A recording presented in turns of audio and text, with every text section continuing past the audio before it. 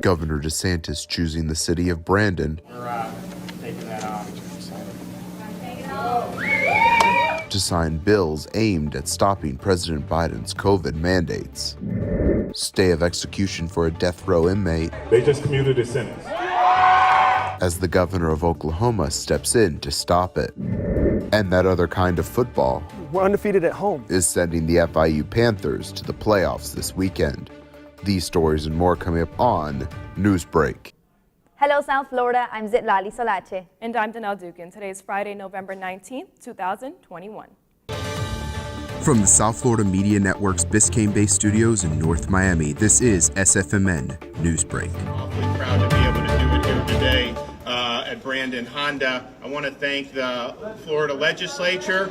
We have the... What's in a name? Governor DeSantis passing laws to bypass President Biden in a place that reminds many of the anti-Biden meme. Florida's governor has signed into law 4 bills targeting COVID-19 vaccine mandates. Florida's governor has signed into law 4 bills targeting COVID-19 vaccine mandates. The bill banned private companies, government entities, and educational institutions from mandating vaccinations. They also banned school districts from requiring face masks and some quarantines.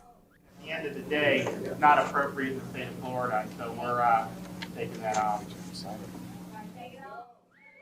The governor says the new laws take effect immediately.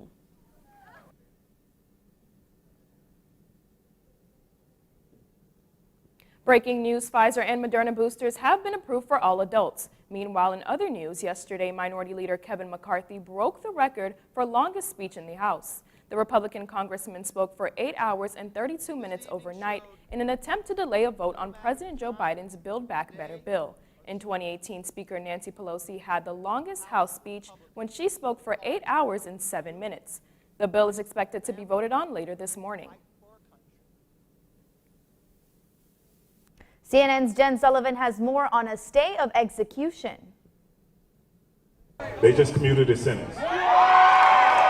Supporters erupting into cheers after Oklahoma's governor commuted the death sentence of Julius Jones hours before he was scheduled to be executed. But for 22 years, he had to try and wonder, am I going to be executed tomorrow night, next week, next year? And the family can feel so good in knowing that mama can say, son, I'm going to bring you some whatever to eat today when I visit you. Call me tonight. My baby's going to be safe now. Jones's death sentence has been commuted to life without the possibility of parole after he was convicted of murdering Paul Howell during a carjacking in 1999, a murder Jones has always maintained he didn't commit, and a murder that landed him on death row for more than 20 years. Now, despite the clemency grant, Jones's family is still pushing for a new trial. If you think Julius is guilty, give him a fair trial. Do it over again.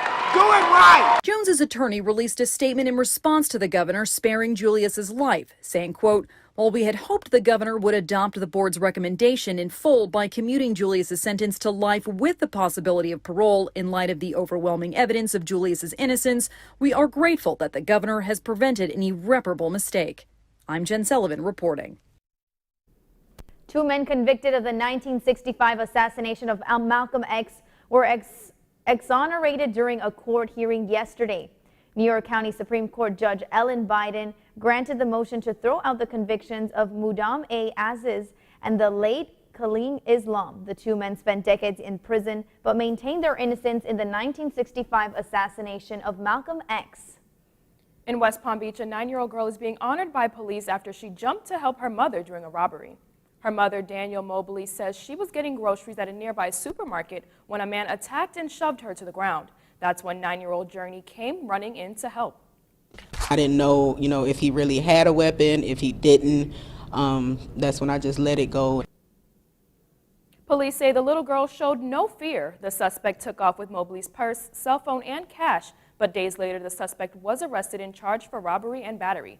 Journey was then honored with a certificate of bravery from the West Palm Beach Police Department for her heroic act. A couple visiting Florida on Tuesday had an unexpected vacation after a rock smashed through their Jeep's windshield. Will and Amariah Pendlebury were traveling on I-75 when a rock fell from the back of a white pickup truck. Mariah was told by police that they were lucky the couple didn't swerve the car because it would have turned deadly. This family from Vermont will never forget this Florida vacation. Grab your glass of wine because Adele's album 30 is finally here. The long-awaited fourth studio album is the first to be released since 2015. 30 features collaborations with artists like Errol Garner and Chris Stapleton. The album includes 12 tracks and a deluxe version with 3 additional tracks that can be found in Target stores. Florida Panthers and Miami Heat taking home major victories last night. That's still ahead, and so is this story. We automatically are jumping to the top 32 teams in the country. FIU soccer team making big steps into the playoffs with a major home win. Newsbreak will be back in 2 minutes. See us dream. See us remember. See us protest. You matter. Your feelings matter. Your identity matters. Everything about who you are matters. See us fight back. See us rebuild. See us shatter stereotypes. See us inspire. See us united. See us now. COVID-19 has changed how we show up and show out with our family. Now it's time to take the first step that lets us get back to talking smack with a side of mac and cheese. Before we can safely come together, we need the facts. As COVID-19 vaccines become available, you may have questions. Should I get it? Is it safe? Should I wait?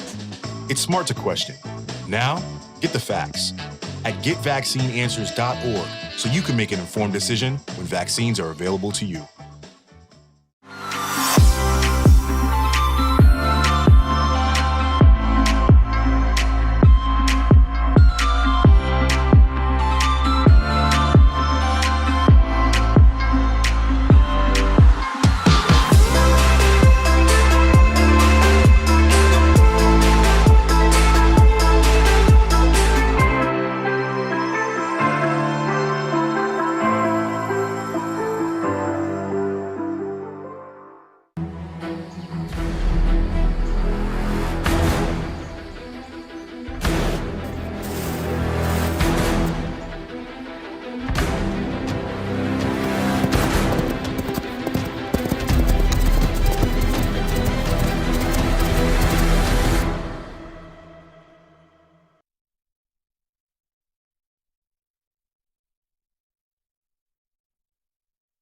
I don't know who that's for.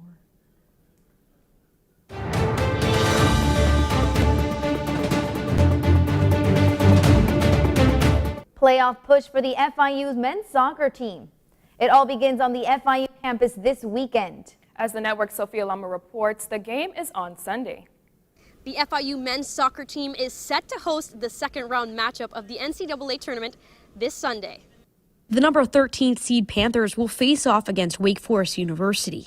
FIU claimed the Conference USA regular season championship and finished the season with 12 wins, 2 ties, and 2 losses, and are undefeated at home, which is one of the main reasons the team is thrilled to be hosting. Yeah, the fans are very important.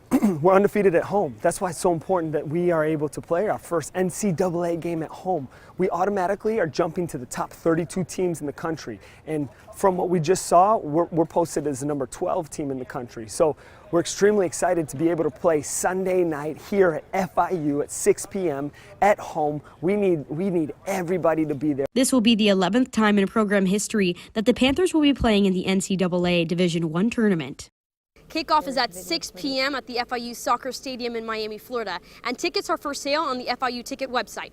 For South Florida Media Network, I'm Sophia Lama. Both the Florida Panthers and the Miami Heat gathered their wins last night. The Florida Panthers collected a win against the New Jersey Devils last night. During the second period, Panthers' Anthony Duclair knocked in a goal, making the final score 4-1. The Miami Heat, with Jimmy Butler back from suspension, hosted the Washington Wizards. During the fourth, with a dunk from Butler, the final score was 103-91. That's all the time we have for Newsbreak. I'm Zitlali Solate. And I'm Danelle Duke. And get more news anytime at sfmn.fiu.edu.